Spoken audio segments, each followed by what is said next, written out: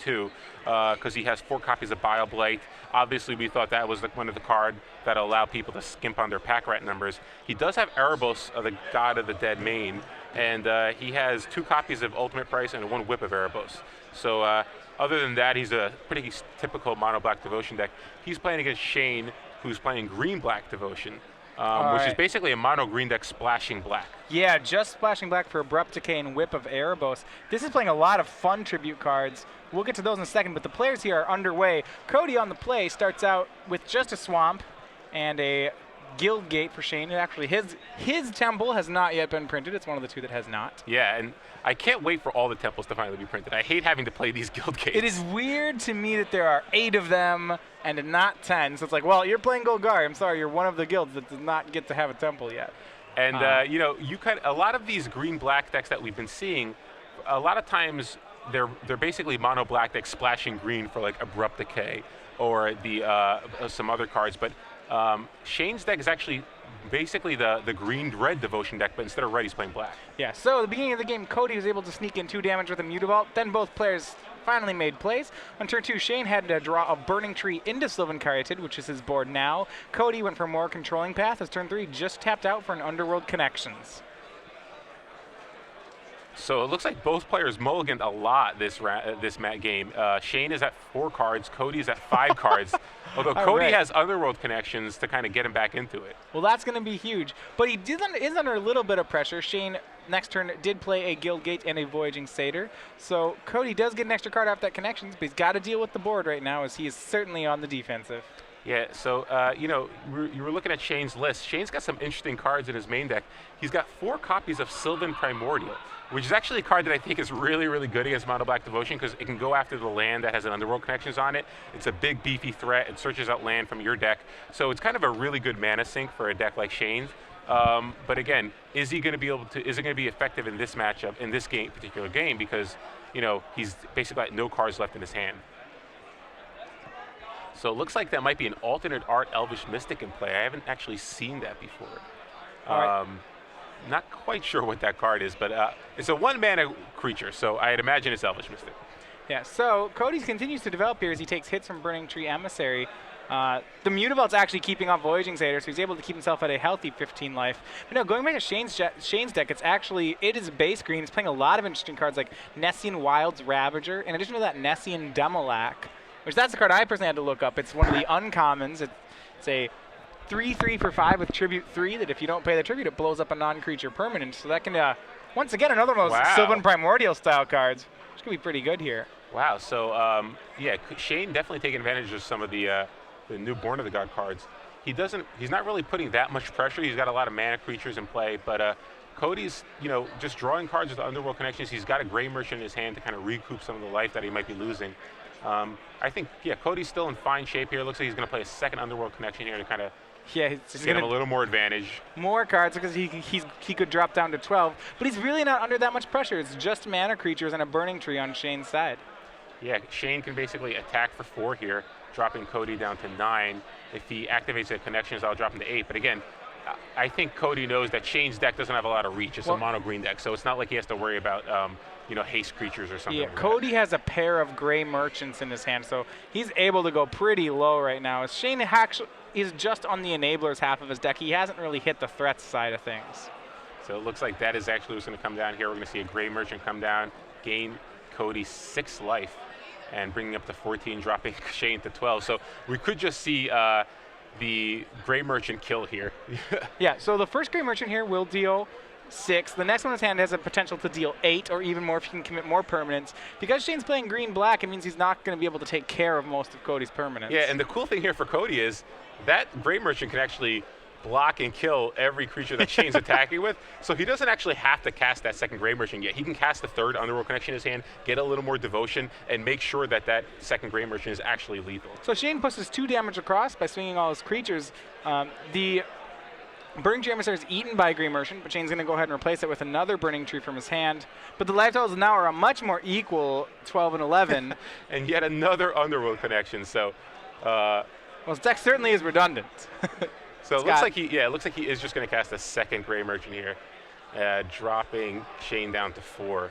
Yeah, Life Totals now are 19-4. The two Gray Merchants have swung the tide back in the favor of Cody Howard. And it's going to be tough for Shane to come out from under this, especially when Cody's drawing 3 cards per turn. Yep. So Shane here, not really much he can do. Looks like he's going to draw. Could this be an Arbor Colossus? Yep, exactly. And it's Arbor Colossus. Good threat, little late on the threat, as Cody has had time to find an ultimate price. Yeah, he does have Nylea, God of the Hunt, so if he's able to draw a Nykthos and Nylea, maybe he can start pushing through some damage. But again, Cody is drawing 3 cards a turn, basically. If he just finds a 3rd Gray Merchant here, the game's over. Yeah. And Cody really has put on a clinic of the strength between Gray Merchant and Underworld Connections. That kind of that really fuels this engine right now that really can be a backbone of the mono black deck. Definitely. And, this is the thing where I actually wonder if Cody would have been better off just casting both his Underworld Connections last turn and then making sure it was lethal this turn. Because, obviously he's still in really good shape, but the game's going to go on for a couple of more turns, it looks like. Yeah, but removal spells will go flying. Cody throws an ultimate price at the Arbor Colossus. Gray Merchant, and Mutavault now attack in. And actually, Cody has the larger creatures, as all Shane has is Mana Dorks. He's going to be forced into some chump blocking. So, yep, it looks like that's exactly what's going to happen. He's going to take 2 from one of the Gray Merchants, but 3 creatures are going to try to gang block the Gray Merchant, and Hero's Downfall will take out the Burning Tree. So, yep, pretty devastating turn here for Shane. He's going to lose 3 of his creatures. He's only going to have an Elvish Mystic left and a Sylvan Caridin, or 2 of his creatures, rather. Yeah, so he has 2 creatures left. Cody will have 3 attackers next turn. Shane is at 2, and he's facing down what appears to be a lethal attack next turn, unless he can draw a blocker. And you can see he's looking around for the turn. His opponent's at 17. Things are grim for him here. Polukranos. Yeah, it could be could be a Polukranos. We'll see. I mean, it is Whip of Erebos. That would be helpful a while ago. It's problem is Shane never really found the big half of his deck. He just found the mana enablers. He saw 1 Arbor Colossus as his fatty. That's it. Yeah. So that whip will only actually gain him 1 life on the swing. Cody's fine with that. He's going to activate Mutavault and repeat the swing from last turn. That's 2 Gray Merchants and a Mutavault. You might as well draw first, right? Unless you have another removal spell. So well, he has Bioblight, so it is enough. Game 1 will go to Cody Howard playing Mono Black Devotion. Remember, that was a mold of 4 against a mold of 5. So really, both players depleted on resources. Cody was able to establish Underworld Connections, and that was able to draw him to victory. So, again, an interesting deck here on Shane. Unfortunately, he had the mulligan to 4, but he has a lot of cards that I actually like against Mono Black. It's cards that you don't really see that often. Obviously, the Sylvan Primordial can be huge if you can cast it. He also has the Demlock, which could be a heavy hitter. You basically have to tribute it, I think, most of the time. So it's a 6/6 for 5 in his deck. Yeah, exactly. So after board, though, it looks like he's bringing in some pretty good cards. He's got 2 copies of Golgari Charm. Again, another way to deal with Underworld Connections. He's got 3 Bramble Crush. Yeah, so what it actually seems to be some of the redundancy in Shane's deck is his ability to almost LD his opponent. That could be very good, actually, in a format with control decks. You see Demolock blows up non-creature permanents. He has 3 of those. He has 4 Sylvan Primordials for non-creature permanents. He has 3 Bramble Crushes. He could go on an LD plan. Yeah, and that's the thing. And he also has 1 copy of Bow, which I kind of like Bow in this particular matchup as well, because it's a way for you to kind of attack through Desecration Demon, more or less. Pretty interesting cards in his sideboard here. On Cody's side, he's got, your typical things that you expect out of Mono Black Devotion. He's got 2 Erebos, 3 Drown in Sorrow, 1 Pack Rat, 3 Lifebane Zombies, 2 Doomblade, and 4 Duress. Obviously, Lifebane Zombie probably great in this matchup, so those are definitely coming in. Drown in Sorrow, another card that, it's very good against these types of green-based devotion This decks. is the first match I've seen today where I've really been thinking, hey, this is a Drown in Sorrow matchup. Yeah. Black players have been putting it in their sideboards. One of the questions is, now that everyone knows about it, how good will it be? Certainly there are a lot of decks like White Weenie that would be great against, but this one really, to me, is a strong matchup for the deck, because the green-black deck can't afford to not play into Drown in Sorrow. It's all about establishing critical mass with Nykthos with these X2 creatures. It sort of has a similar effect to Supreme Verdict. Obviously, it's not as explosive as Supreme Verdict, but being able to just deal with all those mana creatures. The deck is so mana hungry. I mean, we mentioned Sylvan Primordial. There was also Arbor Colossus. It relies on casting, these expensive spells like Garrett Cholera Beast, and if you're able to deal with all their mana producers, it's really effective. So like when we were testing green-based devotion decks for Dublin, one of the cards that was really obnoxious to play against was Anger of the Gods, because it's a similar thing. It's a 3-mana sweeper. Obviously, Drown in Sorrows isn't as good because it can't deal with Sylvan Caryatid, but still, it has that same potential to deal with both an Elvish Mystic and a Voyaging Satyr, as well as like a Burning Tree Emissary. So you can really clean up their devotion and get rid of some of their mana guys. Not to mention it scries one, which for the black deck is, I think the black deck is one of the decks that benefits the most from scry right now. Oh, definitely, yeah. It allows him to make sure he continues to make his land drops, finds the key removal spells that he needs. Yeah. So, definitely like Drowning Sorrow coming in, along with the Lifebane Zombies, along with maybe 2 other Doomblades. So that's probably 8 cards that I can see him wanting to board in. Yeah, there's a lot of good weapons for mono black. The base green decks, mono black has been their nemesis. They were very popular coming out of the Pro Tour, and it was when as mono black progressed as the top deck of the format, it really shoved a lot of the green decks to the side. Yeah, definitely. So we'll see what happens here in game 2. Hopefully both players will actually be able to keep their opening 7, because this is one of those matchups that I'm actually interested in seeing who's it favored. I mean, you kind of would guess that mono black is favored, because in general, I think mono black has a good matchup against green-based strategies like this, where you're not. It's another story if you're green-red, where you can kind of pressure them with haste creatures and multiple planeswalkers like Domri and Xenagos. But if you're mono green devotion, you really get hurt by cards like Thoughtseize, Lifebane Zombie, and Doomblade. I mean, those cards are really good against you. So when talking about, does the matchup favor mono black? Yeah, it probably does. And this is something that I always caution players when designing new decks in a format like Shane is doing here, is that you're playing against a well-tuned weapon in mono black. There have been countless tournaments and players that have made mono black eventually into the deck it was. Originally when it came out at the Pro Tour, like you said, there were 4 Doomblades in the main, there were 2 Pack Rats, there were a lot of things that were not yet tuned about it. So it's possible that the green devotion deck has better places to go. It needs more development. But like I said, the black deck is really refined, and it's hard to gain positive matchups against it. Yeah, and I think that's part of the frustration for a lot of players in the deck like Mono Black Devotion is a lot of times when you play Constructed, you want to add your own kind of touch to a deck. You want to kind of tune things a little bit. The Mono Black deck is so finely tuned that there's really very little that you can do to it to improve upon it. I mean, you can change some of the numbers here and there, but in general, it's like more or less the same 55 cards. Yeah, it's hard to improve on. It's very hard to improve. It's also hard to beat for the same reason. Yeah, because it's so finely tuned. Now, obviously, this version of Green Devotion is different than decks we've seen in the past because it has a much more of a LD element, which could be very effective against a deck like Mono Black Devotion. We are underway, and Cody's going to lead off on a Thoughtseize, one of the best weapons against a green deck. It looks like once again our green deck is on a 6-card hand. And I believe Cody is as well. Both players mulligan this game. Well, as we saw last time, Cody's the one who was able to rebound faster. So we see Arbor Colossus, Sylvan Caryatid, Voyaging Satyr, Sylvan Primordial. That Primordial seems like it's so far off right now. Thoughtseize on your character, it just seems like such a beating when you have a hand like this. Yeah, this card pretty good, especially with as explosive as these green decks can be. You're really excited to see a card like this, and hopefully we can see Shane get to the mana to cast it. But yeah, I would love to see a Primordial hit play and see what. Oh, but wow, it looks like Shane's going to go after the. Cody's to take the Arbor Colossus. Yes, here, so. He's going to try to. Last game we saw Shane get stranded with the all mana creatures, nothing to cast board state. And it looks like Cody's going to try to stick Shane in the same place this game by taking Arbor Colossus. Yeah, so my guess is that he also has probably a Desecration Demon in his hand. Well, he has a Drown in Sorrow in his hand, so it looks like he might just try to get the Voyaging Satyr, keep Shane off mana, and just buy time. Again, this is one thing we mentioned. Drown in Sorrow won't kill the Caryatid, so Shane will still have access. He'll still be able to develop his mana base a little bit. Looks like he drew the new card. Yeah, it's Elvish. No, he has Elvish, Mystic, and Voyaging Satyr. So the Drown in Sorrow, if he plays out his hand, will still be real good. No, I think he got the Demolock. Yeah, I think he drew a Demolock for that. Bile Blight takes care of the Voyaging Satyr, and I think you're absolutely right. It's a Nessian Demolock.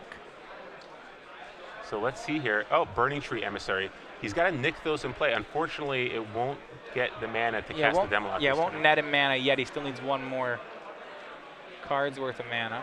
So we'll see his hand. Yeah, and he thought about it, thought he might have it, realized he doesn't. His hand is Demolock, Burning Tree Emissary, Primordial, and he opts to cast the Emissary anyway. I think that's okay. I mean, not really doing much else there. You might want to try to sandbag it in case you draw a second. Yeah, so you I don't think lose. it's fine. It protects him against cards like Devour Flesh as well. Yeah. So it looks like Cody could play a Desecration Demon right here, especially if he took the Arbor Colossus on turn 1. You'd figure he probably has one in his hand. But Well, yeah, I'm not Arbor sure. Colossus is one of the best answers to Desecration Demon, and you're absolutely right. Turn 4, it's Desecration Demon for Cody Howard. So let's see, can Shane draw another mana? Burning Tree would be a good draw here too. Allow him to activate Nykthos this turn, but nope, it looks like he just drew a Voyaging Satyr, which again will play right into Drowning Sorrow. Yeah, and he's going to have to make the play. And now I would expect to see Drown in Sorrow on Cody's side. Yeah, this is going to be a brutal turn here for Cody. He's going to be able to take out 2 of Shane's creatures, and now Desecration Demon. It's unlikely Shane can afford to sacrifice the Caridid. Yep, Drown in Sorrow is cast. It's -2/-2. It'll take care of 2 of Shane's creatures. Cody will get a Scry 1. A consolation for Shane here is that Cody does not have much else in the way of action outside of that Desecration Demon. Although he did keep the He guy did keep on the his card back. on top, so that's not good. So Drown in Sorrow does shrink the Desecration Demon, so it's only going to swing over for 4. So that's another small consolation, I suppose. So Shane is going to drop to 16 here. He's still got those fatties stuck in his hand. If he draws a 5th land, it looks like that might be the Elvish Mystic. So not a land. He couldn't get that 6/6 or the 5/5 or the Demolock into play. But it looks like Cody drew a Doomblade anyway, so it doesn't look like that creature's really going to matter this game. All right, and Desecration Demon crashes in for 6 more Wow. damage, and that was the card he kept on top. It's Lifebane Zombie. He gets a choice of Demolock and Primordial. Cody's going to have to read Nessian Demolock, but as That's it's a castable card, I think he'll probably take it over the Primordial. Yeah, especially since he has a Doomblade in his hand. I mean, Okay, so he's going to take Primordial. Not worried about his non-creature permanents. yeah, I guess he doesn't want to. He wants to make sure that that doesn't come into play. He doesn't care about the 5. It's going to be a 5/5 and then it's going to get killed, so it doesn't really matter. Demon and Lifebane Zombie. I mean, it's going to be a 6/6. Lifebane Zombie and Demon are going to kill him anyway. And he'll go ahead and cast Nessian Demolock. Shane finally getting to 5 mana, gives his opponent the option. Cody reaches for a die. Cody says, don't bother. It's just going to hit the graveyard. So Cody's got no cards left in his hand, but he does have 9 power in play, Yeah. and Shane is at 10. And So that last card in Shane's hand looks to be a one of Pithing Needle. He's brought that in presumably for cards like Underworld Connections. But that's not going to be what deals damage to him this game. It's a crashing Lifebane Zombie for 3 and a sack to Desecration Demon. Puts Shane at 7, and the Demon is now lethal. yeah, and this is one of the reasons that I gave up on playing green-based devotion decks. Like, Lifebane It's so Zombie is hard. just so good against you. Absolutely. So another Sylvan Caryatid for Shane. That won't help. It's going to have to sacrifice itself to the Demons. He drops to 4 from Lifebane Zombie. And now he's under the Abyss. Yeah, and Shane just got stuck on mana. He hit the mulligan again this game, stuck on mana, had a bunch of fatties in his hand, and not much he can do in this game. So Shane Giachetti falls to 0-2 to Cody Howard, and Cody Howard moves on to 9-1, and now he secures himself a place in the top 8. Yeah, so Cody, yep. Howard over Giachetti 2-0 in a pretty quick 2 games. Seems like Giachetti's deck never really got going there. You know, especially with those green devotion decks, they really are about this critical mass. So when they don't mulligan particularly well, and we kind of saw why there. He was able to get mana accelerants, things to ramp into, and lands. He was always missing one of those pieces, and his draws never really exploded like he wanted them to. Yeah, and you know, we talked about this earlier in the day. You know, green-based decks. When the most popular deck and the most powerful deck in the format is mono black, and you have to contend with cards like Thoughtseize, Doomblade, Lifebane Zombie, Hero's Downfall, I'm not sure you can afford to play a deck that's just so heavy green and doesn't have like the Planeswalkers or the aggressive cards like a green-red deck, you know. But All right. so Cody Howard, we have at least one